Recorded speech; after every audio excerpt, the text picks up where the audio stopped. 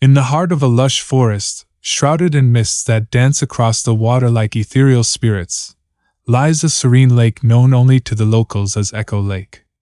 Despite its beauty, an unsettling stillness pervades the air, a silence that whispers of forgotten tales and ancient sorrows.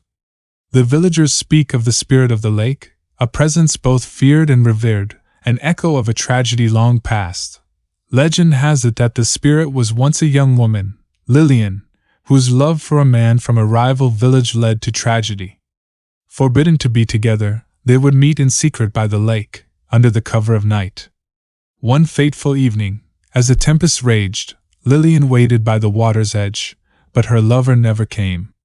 In despair, she stepped into the lake, her tears mingling with the rain, her sorrow with the water. They say the storm absorbed her anguish, and the lake claimed her spirit, trapping it forever within its depths.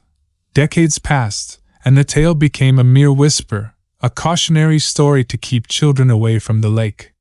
Yet, some nights, when the moon casts a silvery glow over the water, you can see her figure, floating just beneath the surface, her face etched with eternal longing. Curiosity led Mark, a skeptic and a newcomer to the village, to the lake one such night. Armed with nothing but a flashlight and disbelief, he sought to uncover the truth behind the tales. As the moon rose, casting eerie shadows across the water, Mark felt an inexplicable chill. Then, he saw her, the spirit, her eyes a deep, sorrowful blue, her hand reaching towards him. In a moment of terror and awe, Mark stumbled backward, his heart racing. He wanted to flee but found himself rooted to the spot, entranced by the spectral vision before him. The spirit spoke, her voice a mere whisper, yet it echoed in his mind. "Release me!" Compelled by her plea, Mark began to investigate the history of the lake, unearthing old rivalries and buried secrets. His search led him to an ancient, forgotten tomb, where he discovered the remains of a man, a locket containing a picture of Lillian clutched in his skeletal hand. Realizing that reuniting these star-crossed lovers might free the spirit, Mark placed the locket around the skeletal neck and returned to the lake. As he whispered Lillian's name, the wind rose, and the water churned. Before him, the spirit of Lillian emerged, her gaze softening as she looked beyond him. Turning, Mark saw another figure, the spirit of her lover, reaching out to her. As they touched, a radiant light enveloped them, and a tranquil silence fell over the lake. The spirits vanished, and the lake's water stirred no more with sorrow but shimmered under the moonlight in peaceful serenity. Mark left the lake, his skepticism shattered, replaced by a profound understanding of the mysteries that lay beyond the realm of the known. Echo Lake was tranquil once again, but its legend lived on, a reminder of love's enduring power, even in the face of eternal separation.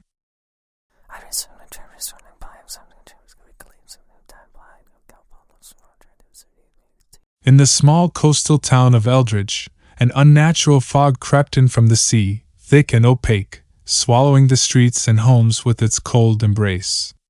It wasn't the fog itself that the townsfolk feared, but the whispers that danced within it, the shadows that flicked at the corner of one's eye, hinting at things that should not exist in the realm of the living.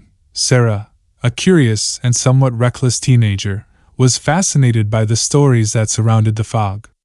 She had grown up hearing tales of those who ventured into it, and never returned, or came back, changed.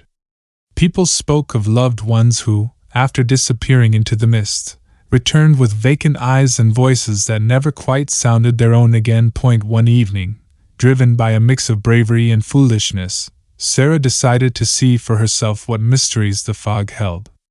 She stepped into the enveloping mist, the chill seeping into her bones immediately. The whispers began at once, unintelligible at first, then clearer, as though they were speaking directly to her, recounting tales of ancient horrors and lost souls. Sarah pressed on, determined to uncover the truth, when suddenly she stumbled upon an old lighthouse, its beam flickering weakly through the fog. It was an impossible sight. The lighthouse had been demolished years ago after a tragic fire.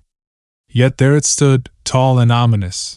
Drawn to the light like a moth, Sarah entered, the whispers growing to a cacophonous roar, urging her to ascend the spiral staircase. At the top, she found the source of the beam, not a lamp, but a pulsating orb of light, casting shadows that moved of their own accord. The whispers fell silent as Sarah approached the orb. She reached out to touch it, but before her fingers could make contact, a shadow lunged at her, throwing her back against the wall.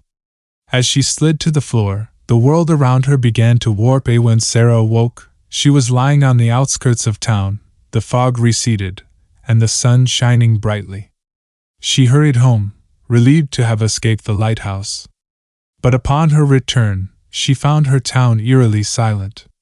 The streets were empty, the houses abandoned, and the air held a stagnant, decayed smell.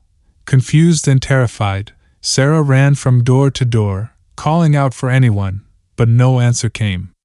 It was as though the entire town had vanished into thin air. In a growing panic, she made her way to the town's center, where she found the fog swirling once more, thicker and darker than before. As she stood there, a chilling realization dawned on her. The fog hadn't taken the town, it had released it. Eldridge, and all its inhabitants, were part of a spectral realm, trapped in a moment of time, replayed over and over like a broken record. Sarah hadn't escaped the fog, she had become part of its haunting melody, a whisper among many, in the eternal chorus of the lost.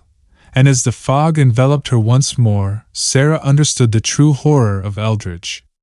It wasn't the shadows or the whispers in the fog that were to be feared, but the fog itself, for it was a barrier between worlds, a prison for souls caught between the living and the dead. And she, like all the others before her, was now trapped, a shadow flickering in the corner of someone else's eye, a whisper in the fog.